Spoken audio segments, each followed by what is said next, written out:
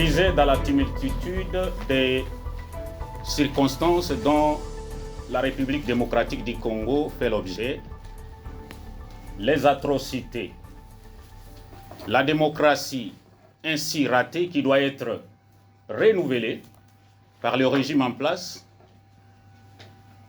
les circonstances atténuantes que vous savez avec moi, qui a poussé toute une jeunesse sacrifiée, de pouvoir chercher les raisons d'exil dans ce globe. Nous nous réunissons ici comme la Convention pour la République et la démocratie, CDR en sigle, pour des raisons de fait. Et que notre présence ici n'est pas une fête, mais c'est une plateforme qui nous permet à ce que nous puissions raisonner pour notre pays, la République démocratique du Congo. Et que tel que nous sommes ici, avant que nous puissions passer par le système protocolaire de fait d'une réunion, nous demandons d'abord, comme vous le savez, sur le plan constitutionnel, le Congo, c'est un pays à majorité chrétien. C'est ainsi que nous devons avant tout passer par la prière. À cet état de cause, je demande à notre révérend pasteur, Donat Chonda, de nous conduire à la prière. Nous sommes debout. Prions le Seigneur. Éternel Dieu notre Père, Père de notre Seigneur Jésus-Christ, nous venons recommander cette réunion entre tes mains. C'est ta parole qui nous dit que dans les malheurs, réfléchis. Et quand tout va bien, sois heureux. Nous croyons et personne ne l'ignore, notre pays traverse des étapes de malheur. Conformément à ta parole, nous venons aussi pour réfléchir. Cher Saint-Esprit, c'est toi qui donnes l'intelligence, la sagesse et toutes choses pour conduire à bien les choses. C'est toi qui as dit dans ta parole, ne déplace pas les bornes de ton voisin. Et nous sommes aussi en train de confondre et de vivre des événements et des choses qui nous dépassent. Mais toi, Dieu, tu es le souverain. Nous faisons appel à toi à cette réunion et dans le cadre de cette plateforme, que tu donnes l'intelligence, que tu donnes la sagesse et que toutes choses soient pour ta gloire. Au nom de Jésus, nous avons ainsi prié. Amen. Amen. Nous sommes toujours dans cette position. Pasteur Donat, nous pouvons passer par l'hymne de notre pays qui est le debout congolais. Chantons. Debout congolais, unis par le sort, unis dans l'effort pour l'indépendance. Laissons nos fronts longtemps courbés, et tournons, prenons le pli de l'élan dans la paix. Dans les labeurs, nous bâtirons un pays plus beau qu'avant, dans la paix citoyenne. Entonnez l'hymne sacré de notre souveraineté, fièrement saluer dans les maisons de notre souveraineté. Congo, ton béni, Congo, des aïeux, Congo, au pays, Congo, bien-aimé, Congo, nous peuplerons ton sol et nous assurerons ta grandeur. 30 juin, au 30 juin, 30 juin, 30 juin, jour sacré, sois les témoins, jour sacré des libertés, servant de liberté, que nous léguons à notre prospérité pour toujours. CRD viva!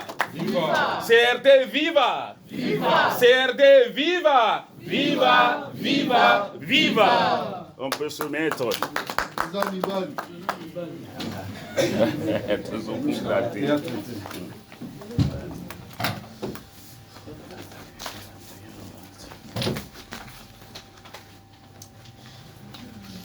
Merci ndenge tolobi awa tozali kokoba malembe po tozwa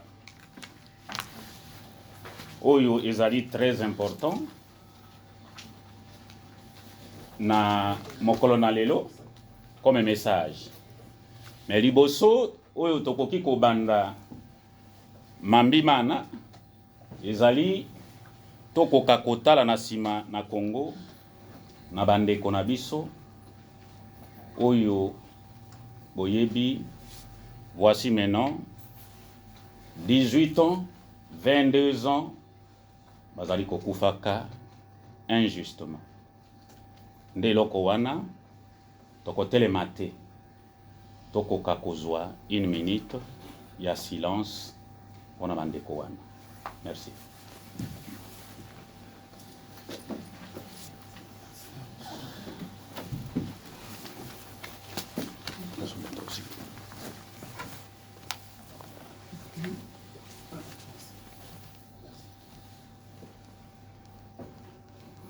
Ok, merci. Nous serons très brefs. Lelo, on a kosolola na bino. Mambi oyamboka, c'est que ce qui se passe dans notre pays.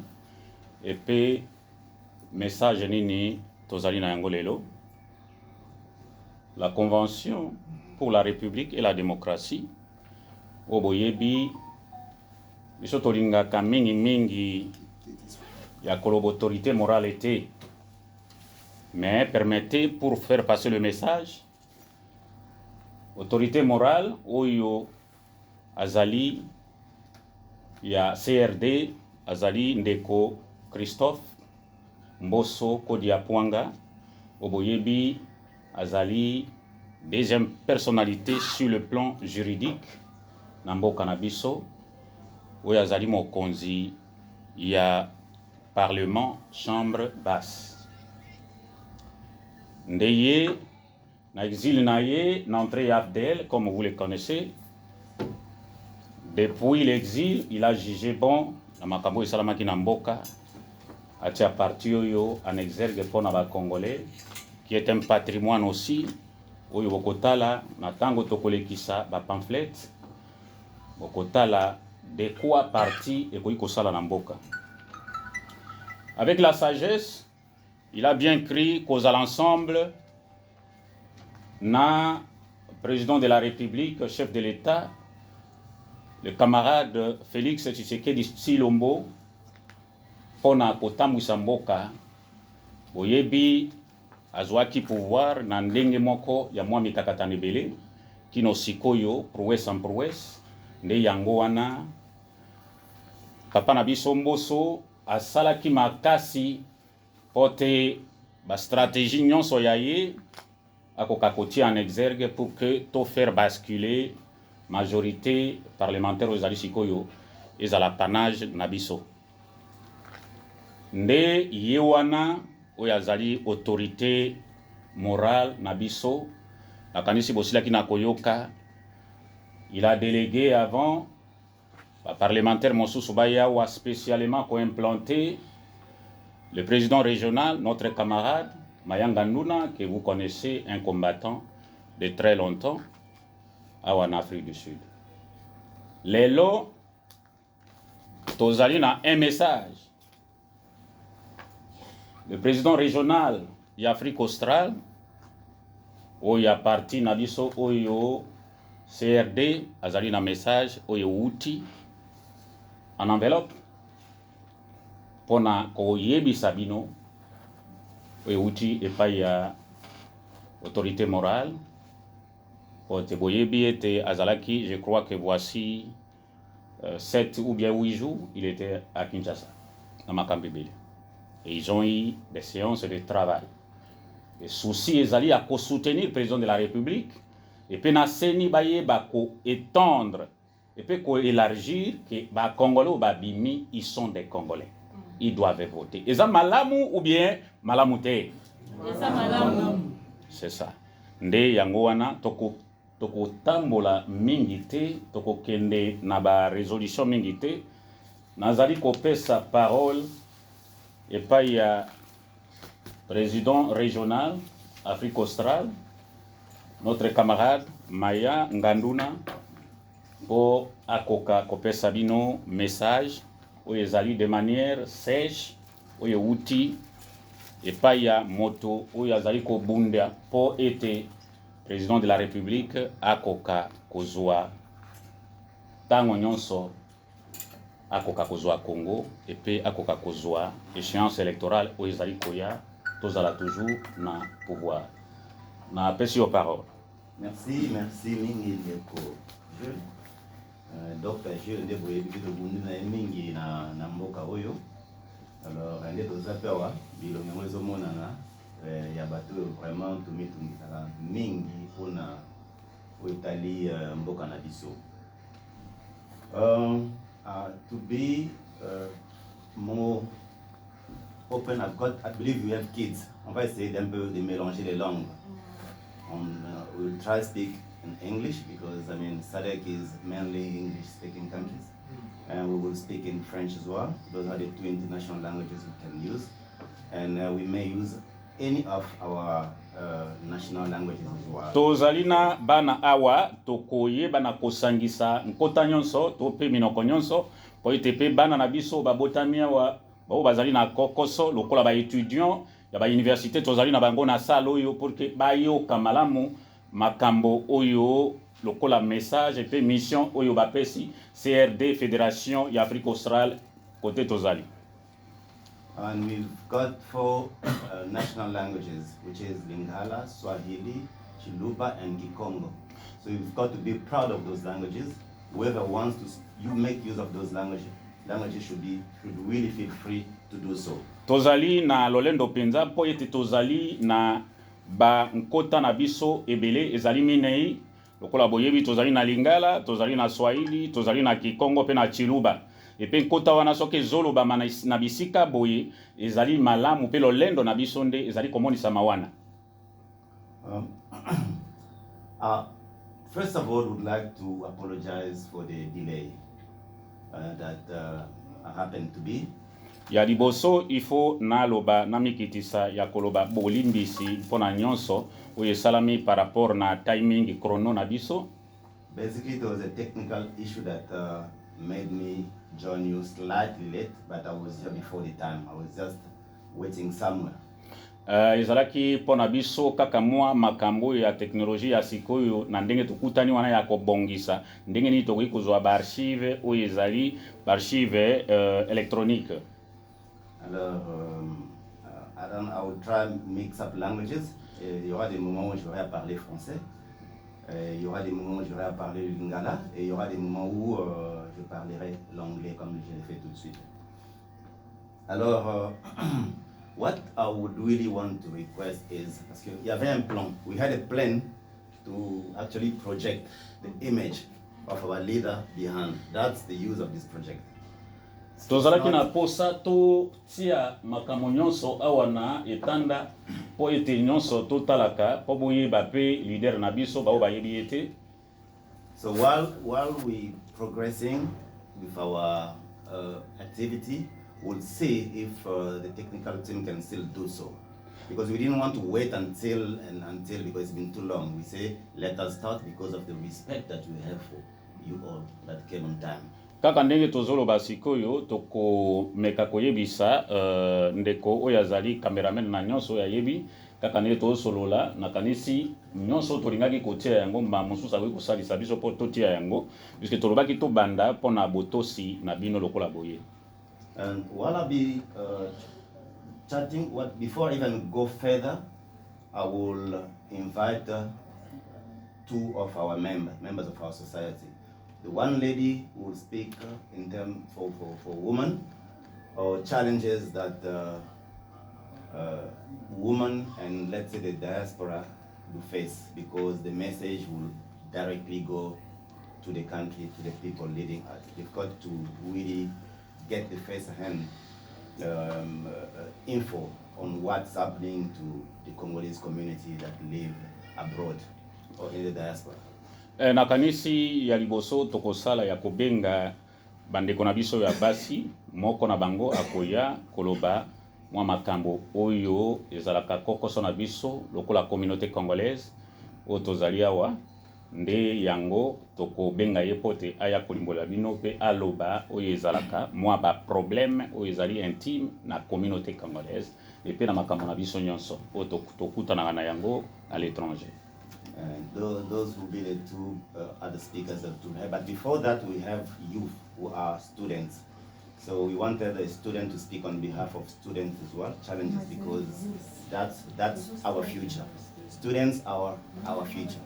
So we want to hear like different challenges that they do face. I've been a student here myself. I know some of the challenges, but I'm not sure, because it's been quite a long time. I'm not sure if those challenges are still the same or not. So right now, what I will do, I will allow first the student to come and speak in and for challenges that they do face right now, and after that, the lady can come and speak as well. Okay, na ndenge yango otolobaki tozali na ba guest oyo bazali ba membre na biso ba koloba. Parmi bango ezali na ba yekoli, ba étudiant oyo ba koloba mwa makambo na bango pe oyo bango bazo kutana na yango. Ngai nazalaki pe étudiant mwa kala penza et toyebi o tozalaki nango na tango wana. Parce que sika oyo ba étudiant baza toujours na mwa ba problème mosusu oyo ezali ya bango tokoyoka bango et moko na bango pe akoya kolimbolela biso nini bakutana na yango ba problème baza na yango nyonso.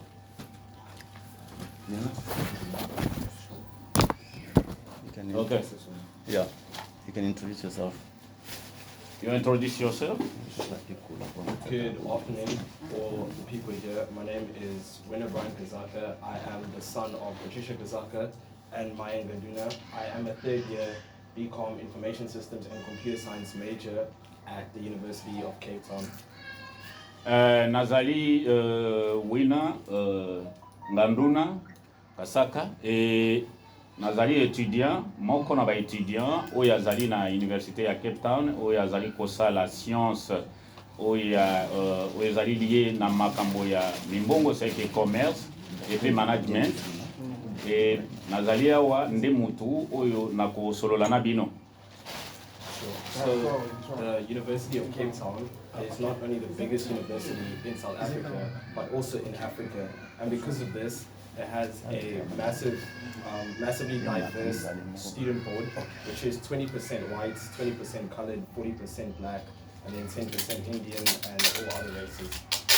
Ndenge tozali kuna na université ya Cape Town, tozali université ezali lokola mix, tozali na makambo mwa ebele, tozali pe na bikolo mosusu et pe ba tribu mosusu ya mboko na kanisi auti kotanga yango, et alors mwa makambo ezali ebele na bisika oyo tozali kokende koyekola.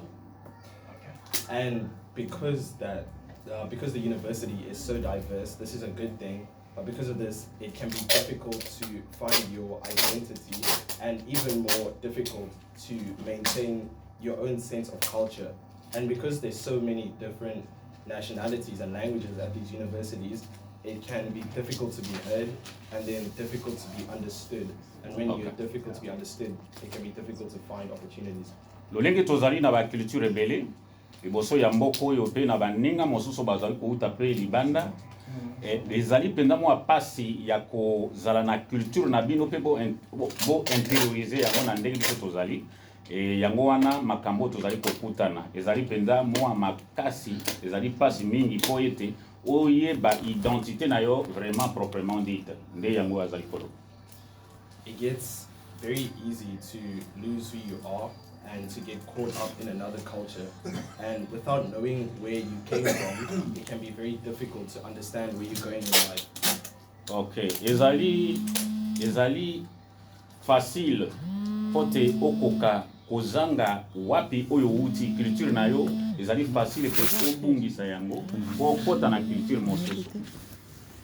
And because of this, we are losing smart Congolese people at these institutions every year. And we all know that university is expensive, not just to pay for university, but also to live there, for textbooks, and for eating and other things. Ezali mwa pasi mingi po ete makambo ezali ya ebele epe ba université lokola boyebi awa na mboka oyo ezali motu ebele, c'est que Minerval ezali très cher et alors yango wana na tango nyonso tozali kosala tout que non to meka ko garder ba identité na biso na oyo tozali ndenge tozali ba étudiant wana. And because university is expensive, a lot of what people do is they rely on scholarships, they rely on bursaries, they rely on fellowships, and Congolese people are listed under international students in UCT's terms, and all scholarships and fellowships are reserved, or most of them, for South African students because of South Africa's BBEE Reparation Act, which is a law that they have to maintain or give money to South Africans first. Nyonso wana ezali mwa pasi pona biso epe kozwa bambongo yango lokola ezali difficile. Étudiant nyonso azali koluka wapi akoki kozwa bourse, akoki kozwa scholarship, mais soko tali na scholarship yango ezali penda bitumba, ezali na baoyo ya mboka oyo o bazwaka facilement lokolo ya bakalati bazali ba oyo bazali kozwa pe mwa ba bourse wana mingi puisque zoya sur le plan international et pona biso tozali kaka kozwa mwa pasi mingi pona kozwa yango. And even if you're Congolese and you happen to get yourself a scholarship, it's very difficult to keep these scholarships because either one of your parents or yourself has to become a citizen to keep these scholarships. And we can't start thinking about building our identity at these universities until we can even get into these universities. Ata ozui pe mwa bourse wana ezali toujours moins difficile pour que na tango nyonso ozali kotanga okipe yango bambula nyonso. Soki okoki kokipe yango c'est que ya kozwa yango toujours pour kosilisa classe à moins que ba parents na yo ba basculer ba koka kondima nationalité soki baza na mikanda ezali kaka mwa mbutu ezali kaka mwa passe. And I'm going to finish off by quoting a former US president that said no child should feel afraid to go outside and play. And I'm going to twist that and say that no child should feel afraid to apply to UCT or any university because of money. And once you're in these universities, no student should feel unheard. Nazali kosilisa na mwa maloba to pe anecdote oyo ya président ya Amerike alobaki mwana nyonso asengeli akende libanda akende ko sakana motapekisa yete elingi loba ete ata biso ndenge tozali awa tosengeli quand même que non koluka kaka voies moyen po ete tozwa pe ba scholarship wana maboko pona mwana. Merci. On peut faire revenir là. Merci. Comme ça, tu peux benga maman qui se parle bas. Ok. Maman. Yeah. Oya kopesa oya yo message de manière brève pour permettre à toi comme pour me présenter. Hello everyone. My name is Aldaid Mwaki Zulu, and today I'm just going to talk about the challenges that not only us females experience in South Africa, but I'm also going to talk about the challenges that we as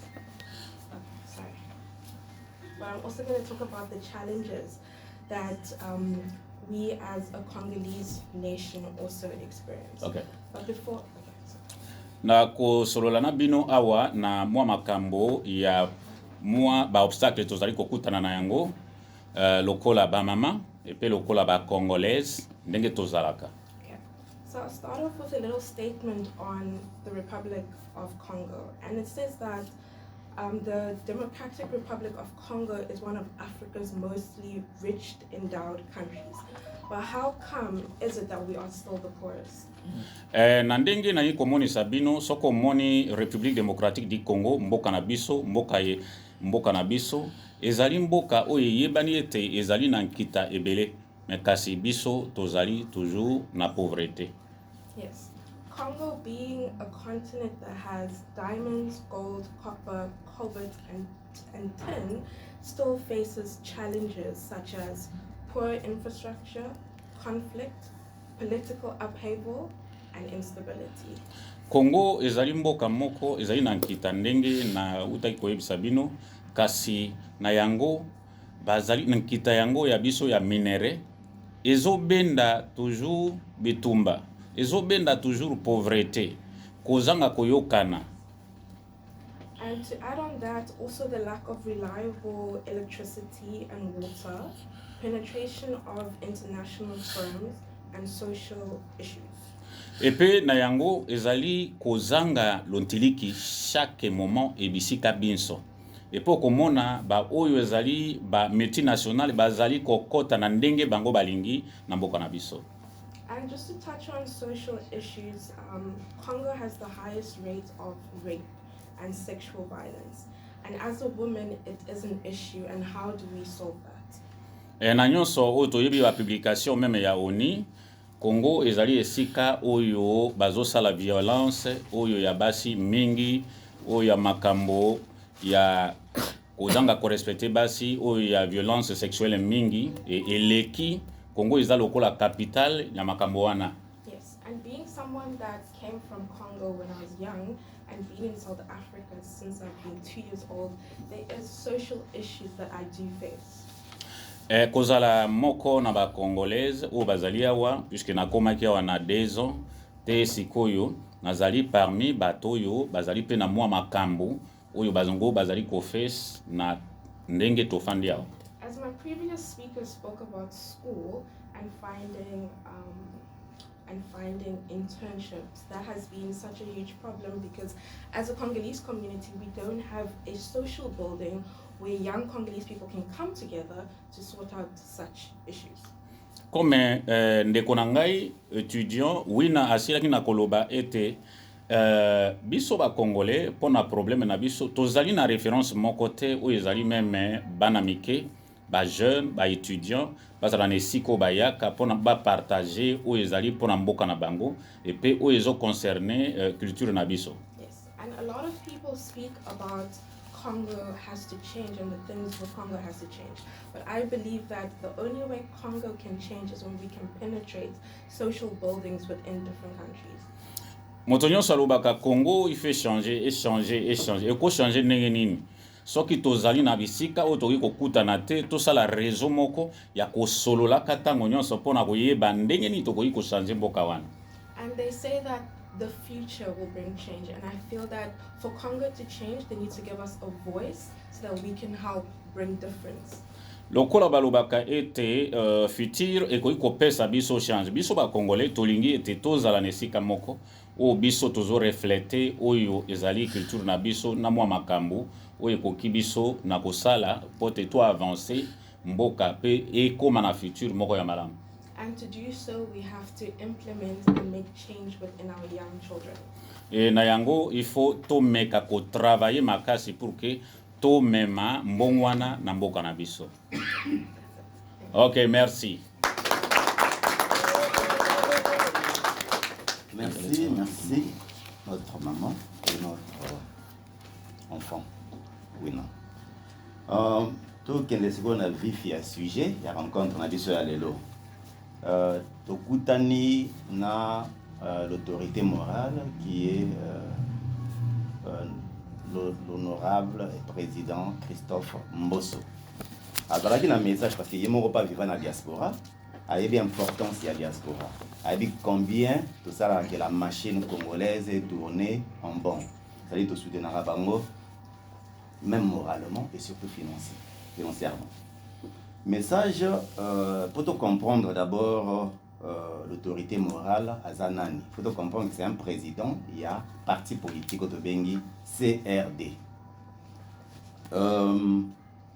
CRD Salami depuis des années, Ezali na kati ya parlement na biso ya Congo et ezali na beaucoup de membres oyo bazali ko représenter yango comme ba député à niveau national et na niveau ya ba province. Ezali vraiment parti à monene.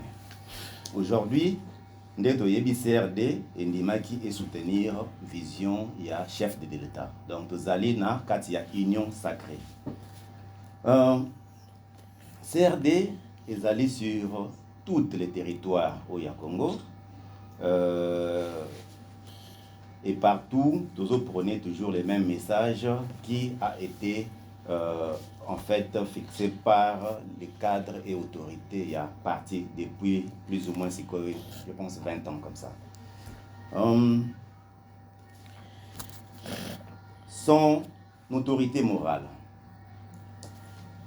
Azali parmi les Congolais, Oyo Bazali, vrai patriote incontesté.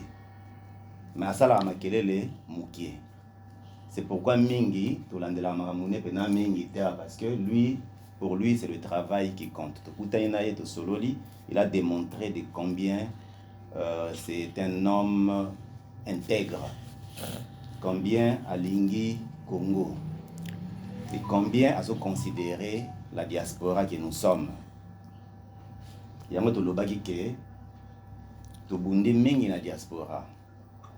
Lelo tokutani na mutu afongoli mutema. Po mingi soki bakoti toaki na bango longo mona bakangi porte. Miya zalaka déjà na kati mafongoli porte. Donc eza mutu tozwa avec beaucoup de sérieux et beaucoup d'amour. Towelela d'abord intérêt yabiso individuellement. Mais tout l'intérêt à mboka pour se sacrifier déjà mingi pour na mboka monenge zaliwana. To banda ko tika nyonso to banda ko sala ba misala ba misu ba perda misala ba bebisa ba cacher na bango judiciaire kotoyo pour na kaka mboka mais sans intérêt. Mais de l'autre porte yo fonga meli biso na expliquer tout de suite porte ngo lingi goloba nini.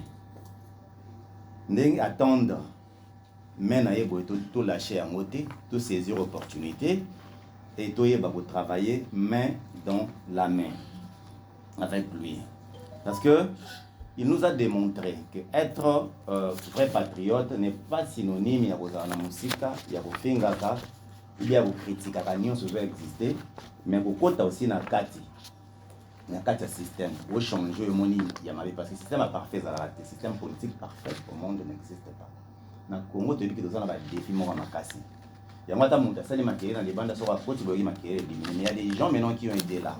Mutu asala depuis la période à Mobutu, à travers la période à Kabila, à Yelelo. Ce qui, bozomona, ou tozomona, l'autorité wana, le président wana nyonso ba renouveler confiance pas inaye, elingi bolobake, c'est un travailleur. Moi j'étais au Congo, nakutani na autorité morale pendant qu'il ne se sentait pas bien.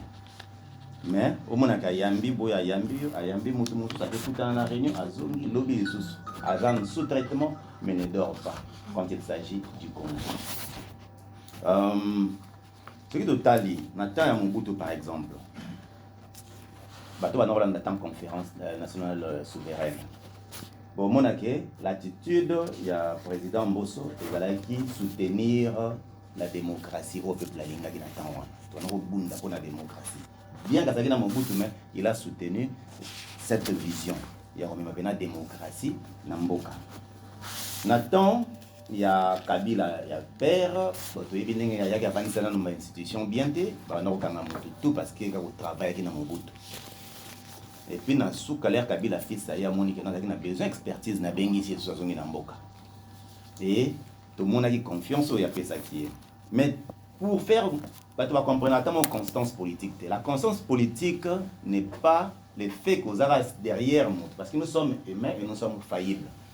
Nous avons que na foi na libulu, nous avons na libulu ante parce que au supporter l'idéologie mutuana. Pour autant que la vision mutuana za la guerre, il y a na libulu mais tu continues vers cette vision. Tu vois que la démocratie, tu as des élections avec Kabila et tout. Dans ce cas, la Kabylie n'a pas voulu laisser Tshisekedi travailler librement. Il faut considérer, il faut déranger Mingi.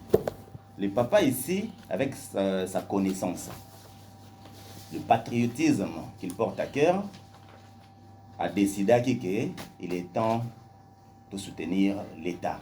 Il est temps de soutenir la démocratie. Il est temps que toutes ces institutions aient fonctionné librement.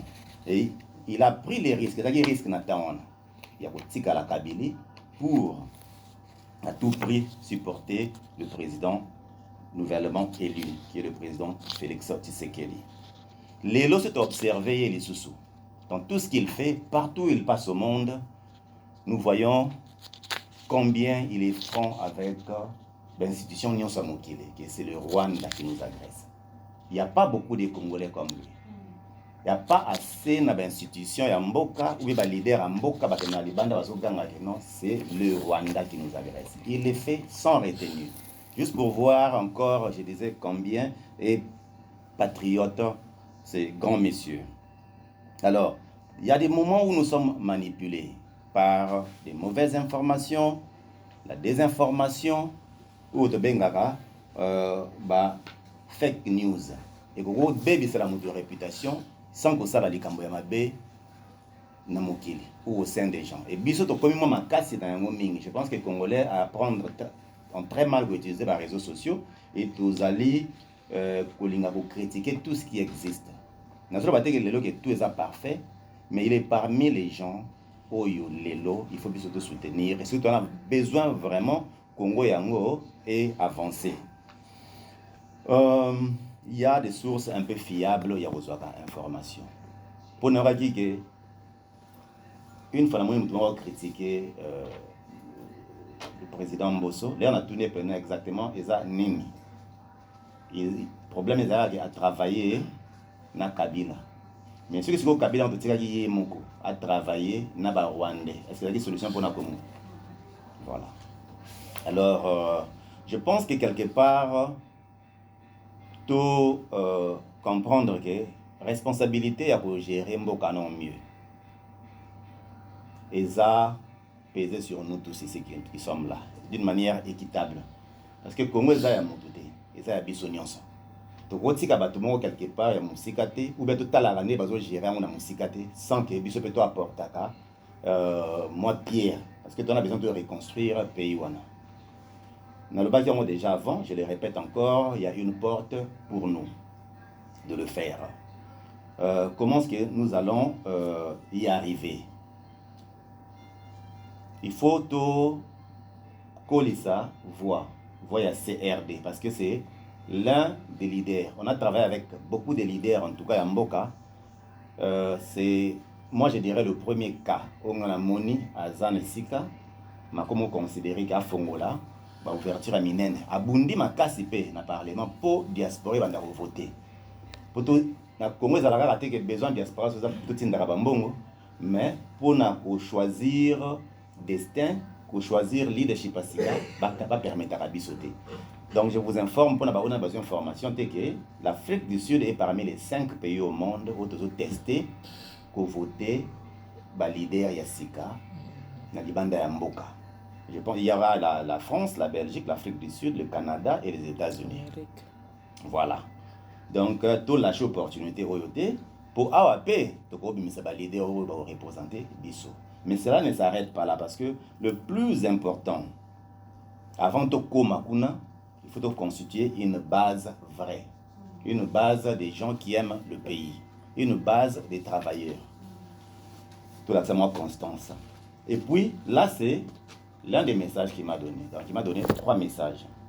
Le premier message est celui de constituer cette base. Il y a CRD. CRD, pourquoi? Parce que CRD a parmi les partis les plus grands aux soutenir la vision du chef de l'État au vrai sens du mot. Tout n'est pas parfait dans le Congo, mais on voit que les gens, tu regardes les sous qui va les l'idée à mon baboma qui est, est-ce que tu regardes les sous que Betty Batumasa si à bout portant pour baquer marché, les a les sous. Défis réels dans le Congo, les défis économiques. Mais si nous voyons bien partout au monde l'économie est en bien. Depuis que nous avons eu le Covid, même en Afrique du Sud, tout le monde a la population zolée. Mais quand on a ce qu'on a information, en Angleterre, en France, en États-Unis, on va payer quand on est tiré du Congo. Le but est que sans Covid, tout le monde sera parfait, mais il faut comprendre que Covid a affecté l'économie sur la Mokili. On a des défis réels, où c'est relevé. Alors, hormis le fait que nous avons besoin d'établir ma base, c'est-à-dire dans la région, qui est la SADC, il doit avoir ma fédération.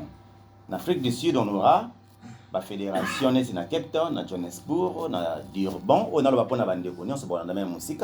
On va répéter, en Afrique du Sud, on aura des fédérations. Cape Town, Johannesburg, Pretoria, Durban et Bloemfontein. Et à part cela, tous les autres pays où ils sont membres de SADC, sauf l'Angola.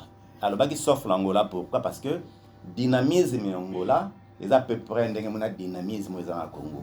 Donc le Congo saura bien gérer l'Angola, que surtout ça c'est bon dynamisme il y a le reste va payer à SADC. C'est pourquoi l'Angola est mis de côté.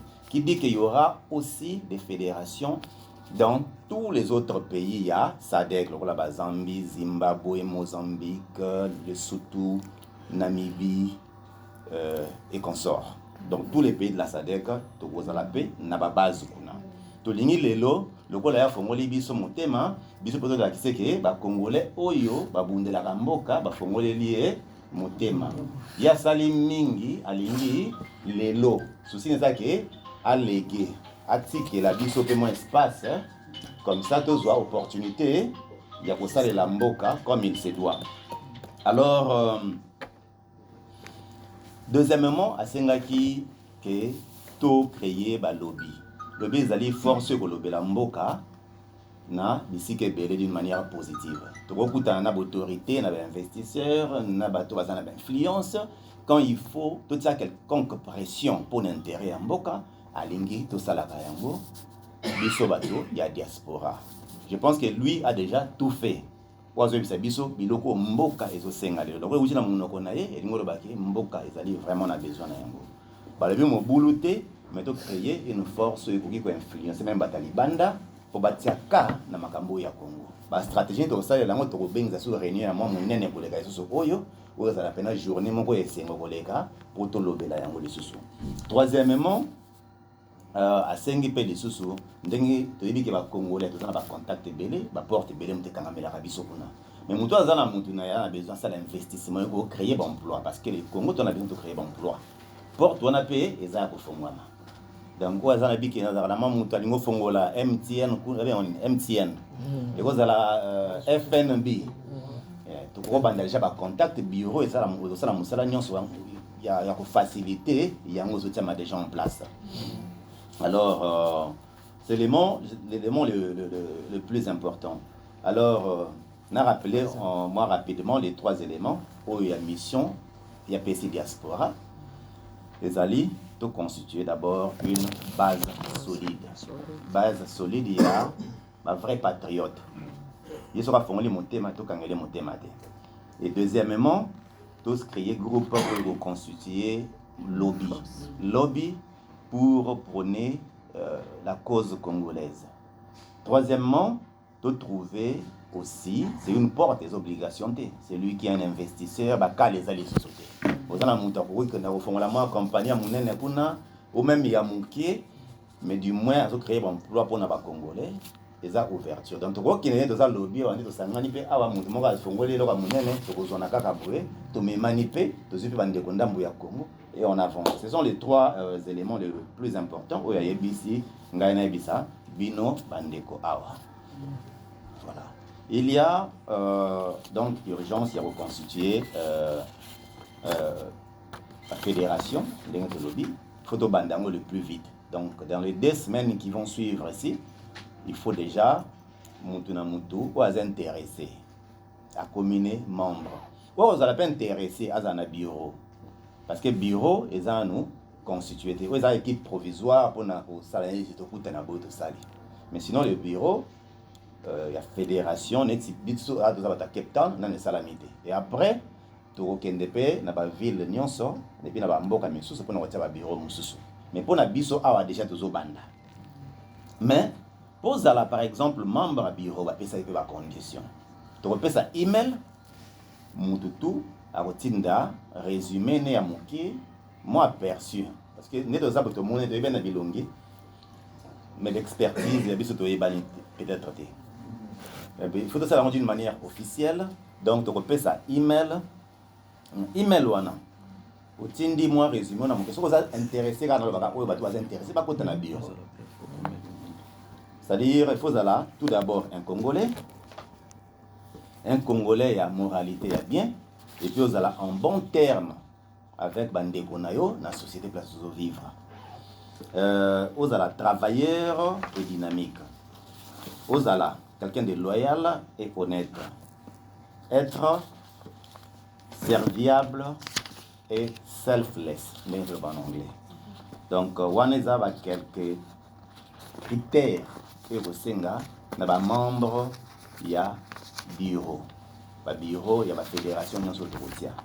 Et email bokozango pa maman postine, maman secrétaire, bokozwa email mais email ezali crd.sadek@gmail.com. Yango na me bokozango ata na suka lisusu et pas maman secrétaire. Aussi il y aura ma carte à membre. La carte à membre et sengi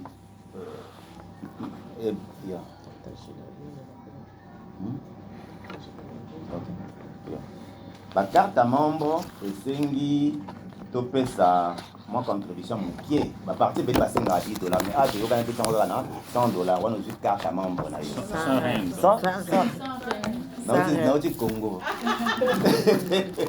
Nauti Congo. Donc, on a trouvé $100 en dollars. Et c'est nga, sorry, et c'est nga 100 rand. Nous sommes à 10, nous sommes à 14 réduire pour se faciliter de façon que on a besoin de plus de gens possible. Mais la partie nous sommes à là, mon contribution c'est nga et l'ingoloba, to bien un commitment. Même à Ouezala, même bourse va repasser à 200 000, va s'engager pour la commitment, parce que va descendre à 2000 rand. Les autres qui vont bénéficier peut-être plus, mais là qui s'appelle que au ligne local.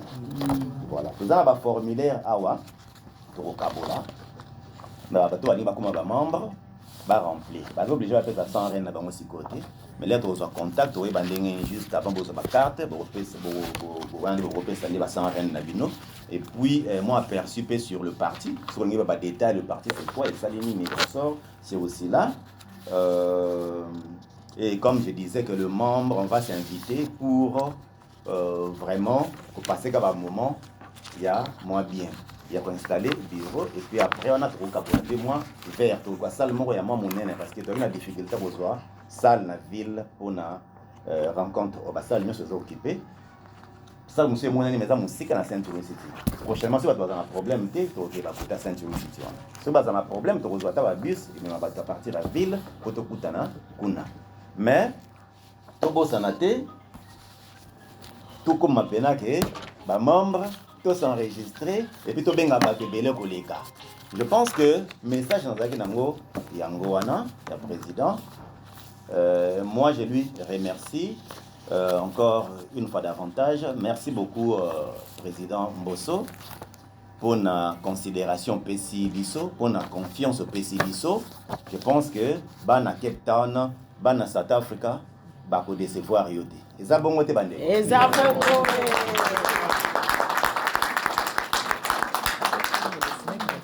Je pense que le protocole a pour l'exhibition a débat ce qui est comme ça vous allez au lobaté donc les gars question s'il y a et puis après ça tu vraiment quelque chose il y a mon café il y a OK, merci monsieur le président régional Mayanganduna les combattants nakanisi le message passé lequel message est allé pour Nabiso un réconfort. Il y a une mission que nous sommes confiés au Kouta et pas notre camarade honorable Christophe Mbosso et surtout Nazali ko benga bandeko mingi puisque namoni na salle oyo, je vois très sincèrement babundeli ya mboka basi lokola mibali.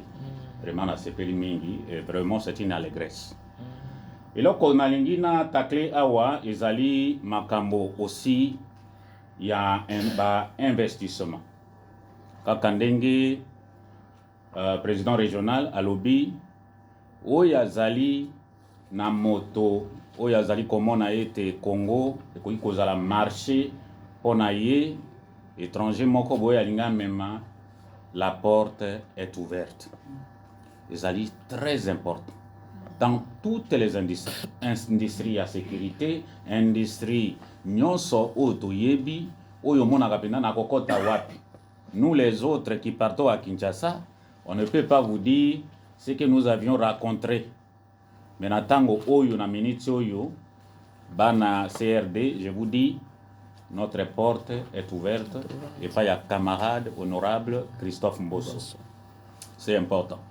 Tokei boye nakanisi oyo nyonso tolobi tokomi na suka mwa moke ezali ya koyebisa bino ete tozali na mwa cocktail oyo ezali ya moke na tango tokobima tokoka kozwa mwa cocktail yango moke wapi oyo tokoki kosenga moko na moko oyo alingi azwa numéro ya telefone ya bato ya bureau akoki kozwa et on peut parler mandenge pe président Lobaki pona bato bakoka kozwa ba formulaire oyo wazali na posa akoka kotondisa yango. C'est très important. Je crois que pour votre gouverne, si moi ba question mi balé to pe misato eko zala malamu pour que notre camarade le président régional a voulu pour répondre à Ipe Nazaliao. Merci. Namoni Mosapikuna Liboso, Lady First.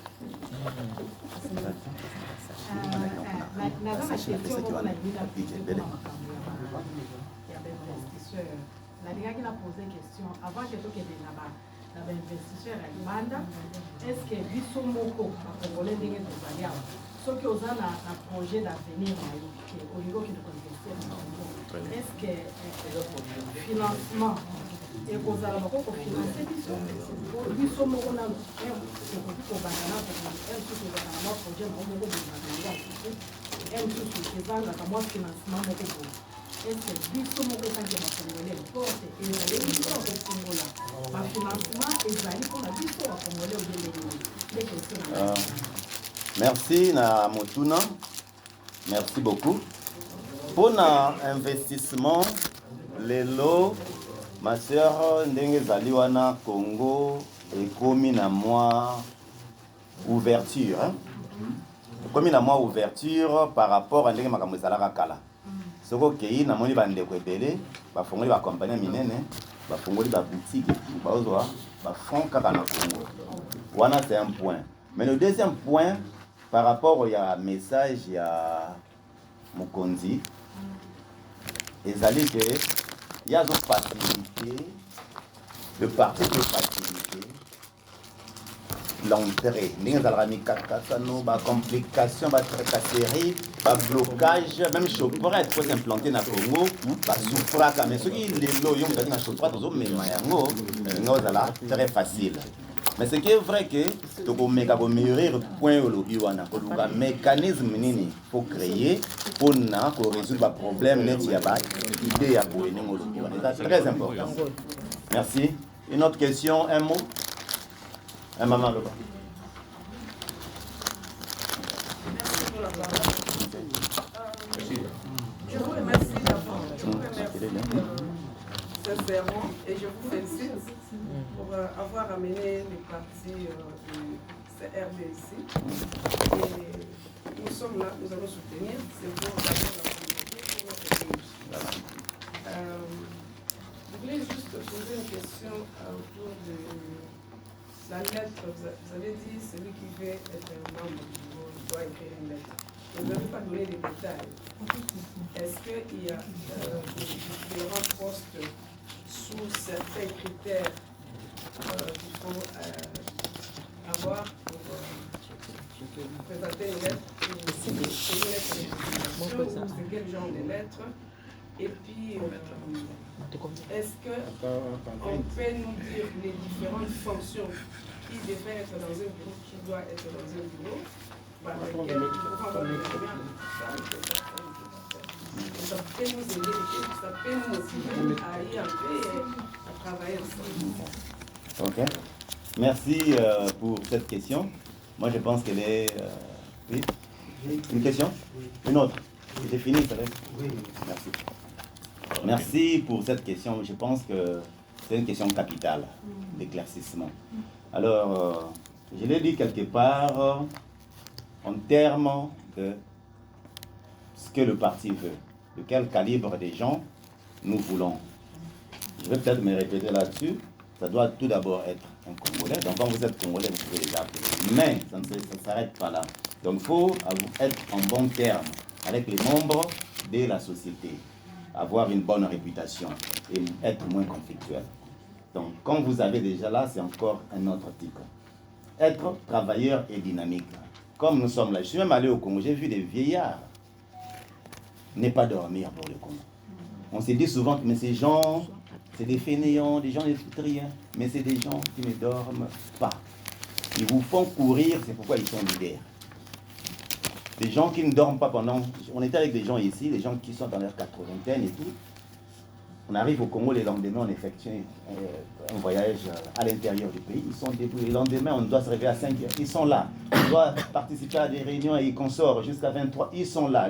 Le jour suivant, nous déplaçons. Donc, il faut être travailleur et dynamique. Je pense que c'est important. Loyal et honnête. Parce qu'on ne veut pas avoir des gens qui vont salir l'identité et la réputation du parti. Être serviable et selfless. Serviable, pardon? Serviable, avoir cette flexibilité-là, de participer, de faire quelque chose pour le parti. On en a besoin.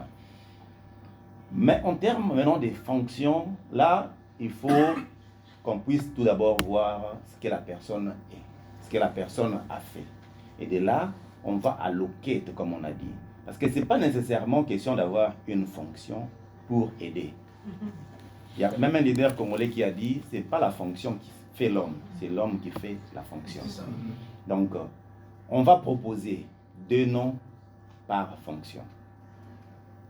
Comme nous le savons, l'ordre viendra du Congo des squelettes que nous aurons à remplir. On a un nombre de gens et on va proposer des noms comme ça, par rapport à chaque résumé que nous aurons de la personne. Donc, on aura besoin, certes, du CV, mais le plus important sera l'aperçu sur la personne. Un petit résumé. On se connaît entre nous, nous nous connaissons aussi des réputations. Je pense que ça sera facile. C'est juste une formalité que nous suivons. Voilà. J'espère avoir répondu. Merci. Ok, Ndeko, vous pouvez poser la question. Merci, Président, pour la parole. Je juste intervenir concernant, parce que ça, il y a un bon bâté. Tu as vu statut aux l'Institut d'Afrique, et la plupart sont Sangoula. Maintenant, lorsque nous voulons rentrer dans la logique, c'est qu'on reconnaît directement dans le canon, ils ont permis. Est-ce que nous avons la volonté d'aller dans notre pays? Alors, tout ça, la situation est belle, c'est tout un problème. Alors, dans ces cas, le parti, est-ce qu'il n'y a pas un moyen que les thème? Et surtout, nous voulons avoir une bonne relation aussi avec notre ambassade. Est-ce que dans parti, est-ce que parti, et vous voyez que ça l'a fait forte, il y a étudié quand Congolais en Afrique du Sud, concernant Mikanda, et pour voir que ceux qui nous ont là après, il y a besoin de Mboka, qu'est-ce qu'il faut? Parce que c'est vraiment un grand problème pour nous entre au pays aujourd'hui. Et vu que l'ambassade ne fait rien pour les Congolais, ça sent ceux qui vraiment leadership à Mikolo et Mboka, et que sur la Kamwalate, et vous allez pas parce que j'ai au moins travaillé plus de 5 ans à l'ambassade de France. Je connais qu'est-ce que l'ambassade fait pour les nationaux. Mais Bisso, quand tu te présentes dans votre ambassade, on te voit. Tu n'as rien, aux combattants, image wana na habité, ceux qui partent pour ça la nini, pour que cette relation et ambassade, le parti, voire même des gens à niveau il y a Homme Affairs, est-ce qu'il n'y a pas possibilité tous appellent la charger pour faciliter bateau. Parce qu'il y a des communautés baza représenter la bamilé wana mais biso la communauté congolaise na habité ceux qui dans mutu moko à cause de la na accès na Homme Affairs. Ça va. OK, merci. Je crois ndeko kombo nani? Jean-Claude nani oya Congo. Jean-Claude Diabat. Très bien. Nani ngaki nayoka Diabat. OK. Ndeko nakanisi na ba mission tozali yango awa eza deuxième mission eza ya lobbying. Nakanisi président régional ya CRD Afrique Australe ayebisa kibiso. Lobbying ezali nini? C'est lobbying ezali terme anglais mais qui a été utilisé ezali francisé ezali pena na balangue mosusu.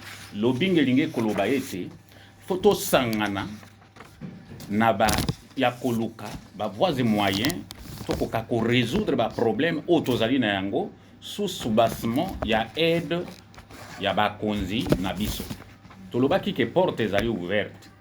Et alors situation oyo koloba sikoyo nazali komonisa yo comment ba parti même ya résistance et salaka boye mutu nyonso aza na étranger na tango komi na parti et parti ezali na besoin na yo na mboka. C'est le parti où ils en a besoin na mboka na ba institution qui influe au travers les concepts ya diplomatie na mboka oyo fandi pour que ba mona na mboka sozo landelo kwana elingelo bani to fandi awa na ba Muzembeque partout to mona ki na tango ezalaki MLC na ba rebelle nyonso ba yokani. On a vu les gens qui n'avaient ni un papier na liste, ils ont pris l'avion pour arriver na mboka na yo. Donc il y a un concept de diplomatie na ndenge tolobaki ke non porte eza ouverte eza na makambo ekoki kosalama oyo kozala nkuku mingi et pe makambo mosusu eza ba question mosusu na ba réponse mosusu oyo kozala soki otuni réponse ekoki kozala wate ekoki kozala na direction et de manière beaucoup plus discrète tokoki kopesa yango.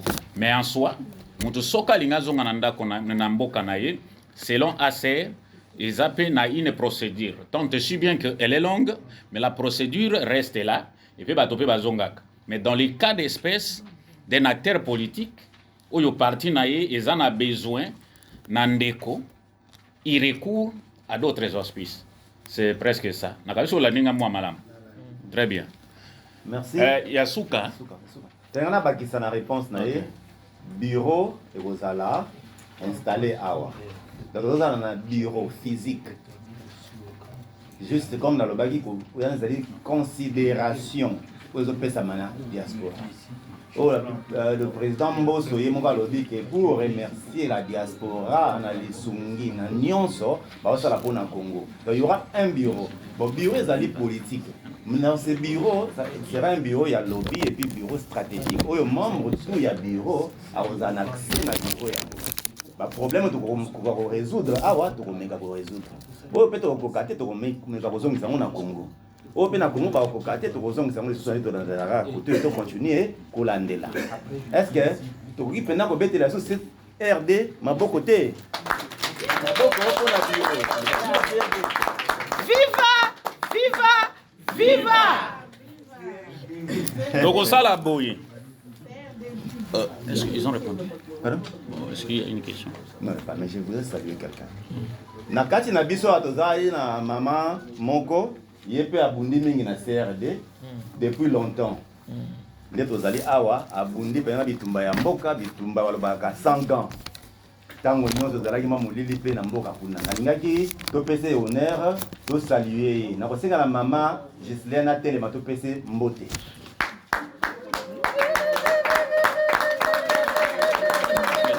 RDC! Viva! Viva! Viva! Azalaki candidate à la députation nationale na mboka na compte ya CRD.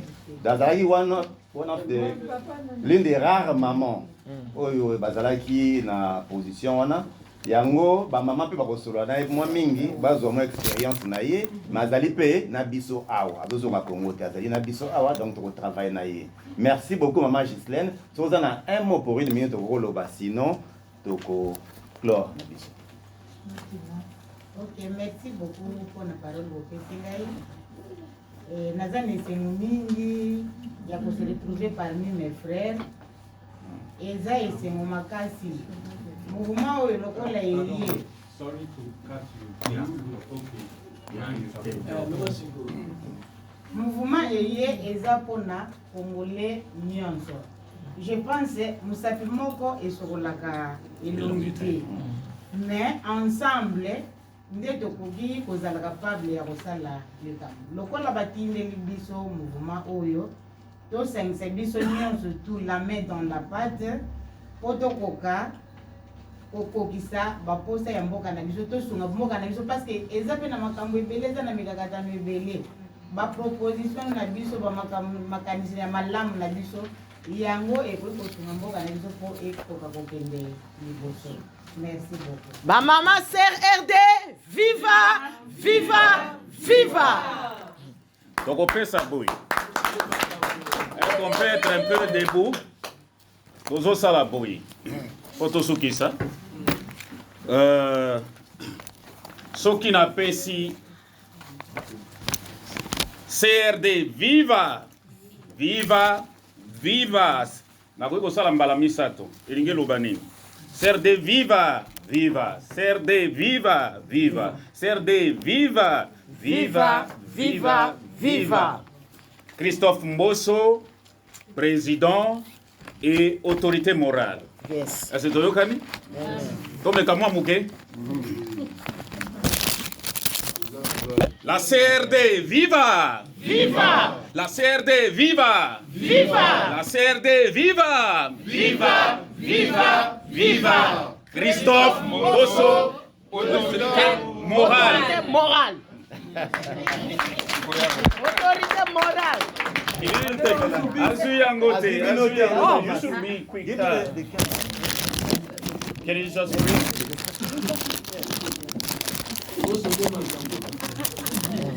Mbosso nde makambo.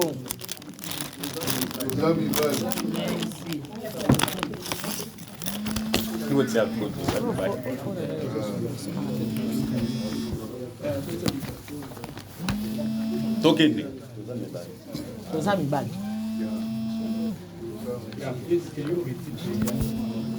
Tokende. La CRD viva! Viva! CRD viva! Viva! CRD viva! Viva! Viva! Viva! Christophe Mbosso, autorité morale. Toza mibali.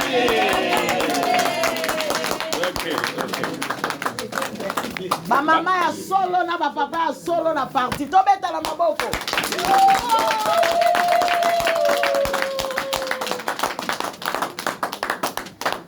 Ok, merci. Nakanisi mosala toyaki na yango ko sala awa tosukisi awa epe lokola tobandaki tozali kosenga biso lokola bandemi pasteur na biso révérend Dona Chonda akoka kokanga o tozali kosala mpo toza na mission ebele po totambola na nzambe na biso. Pasteur, vous avez